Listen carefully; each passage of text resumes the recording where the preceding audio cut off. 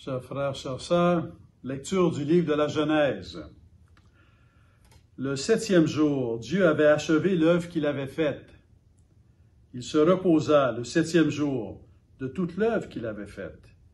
Et Dieu bénit le 7e jour, il le sanctifia, puisque ce jour-là, il se reposa de toute l'œuvre de création qu'il avait faite. Le 7e jour, c'est le jour du repos. Et peut-être qu'en relisant cette expérience que nous vivons depuis plusieurs semaines, nous avons redécouvert comment c'est important de s'arrêter.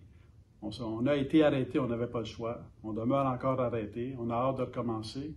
Mais entre-temps, on a peut-être quand même découvert les bénéfices que ça apporte de pouvoir s'arrêter, de faire une pause et de s'arrêter. Bénéfices pour la personne, bénéfices pour la famille, bénéfices pour la société, bénéfices pour la planète.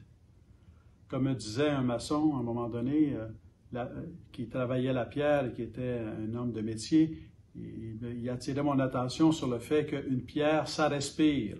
On ne penserait pas qu'une pierre, ça respire. Non, la pierre, ça respire. La terre respire.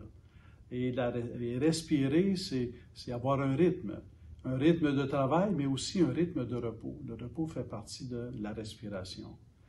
Lorsque, dans une vie, il y a quelque temps, je faisais de la natation et que je m'intéressais à l'entraînement. Alors, on a découvert à ce moment-là, dans les années 60, que ce qui faisait partie de l'entraînement, c'était aussi le repos. C'est pas seulement de s'entraîner, de s'exercer.